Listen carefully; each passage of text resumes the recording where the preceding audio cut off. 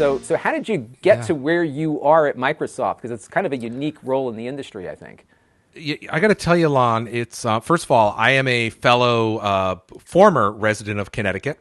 I grew up in Connecticut. I was born in Connecticut. I was born in New Haven, and I worked. I went to high school in Connecticut. I went to Syracuse University, to the Newhouse School of Communication, and out of college, I started working in radio. So I worked for about a decade in radio. I worked in Hartford for some of the stations that you're probably aware of, and while I was doing that, this was the mid-'90s, Microsoft was about to launch Windows 95.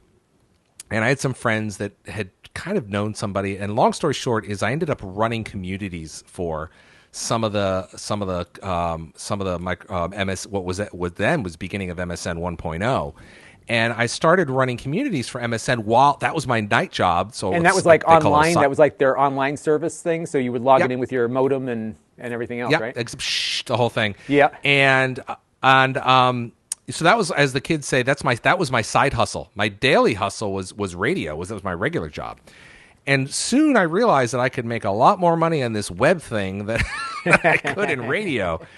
And it went on for a few years, and then I got tapped on the shoulder by the rest of Microsoft saying, hey, you've worked in radio. You know music. Do you want to come help us launch a music service? Yeah. So my wife and I moved from Connecticut to Seattle, it doesn't get any further away unless we move to big move, Hawaii. Right. Yeah. It was a big move for us. And I started working on the music team, and next to our offices, Lon, physically, like one hallway, the next hallway was this group of people that were working on some really cool stuff, and it turns out they were working on the original Xbox. Oh, really? It was like a top secret skunk work kind of thing, right? Yeah, and I was like, I'd be waiting to get into a meeting room, and the people coming out of the meeting room had like controllers and computers and game. I'm like, whoa, I got to get in on this. So let me in. So long story short, now, were you a video gamer at the time?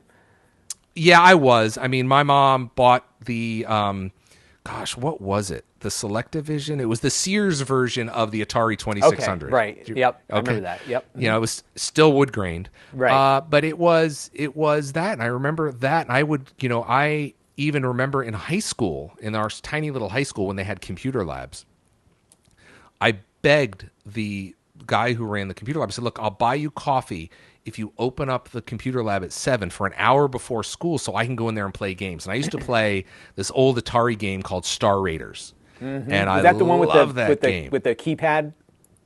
Yeah, you could play with the keypad, but it was really like you were flying through space. Right. And I love that game. So, anyway, I went to Syracuse after high school and got into the nerd stuff, and anyway, went through, and so I moved out to Seattle and started working. And then I just got to know a lot of the folks on the Xbox team. And in 2003, 2002, they're like, "Hey, we want to do something with community. You've done community with Microsoft for a long time." I was doing it from Connecticut, right?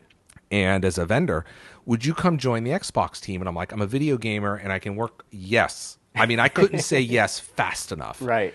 And I went down there. And I stayed down there because they had then since moved to another part of campus. We were next to a gravel pit, and it was kind of way, way, way off campus. And I just started working on there, and then I realized I'm like, this. It's kind of hard to describe when you realize I'm home. I felt so good there. I was so excited to go to work every morning. We were working on controllers. I had my dev kit, my Xbox dev kit, and I was learning how to be a developer and what it meant to be a developer and how it worked. And I learned all the underpinnings. And so it just started from there. And then in 2004 or 5, I started doing the podcast because, as we know, podcast is really just radio. Right, sure. And I started doing that. And then, here we are. Many, many, many years later, 3 consoles I've launched, multiple hundreds of controllers, it feels like, and hundreds of games as well.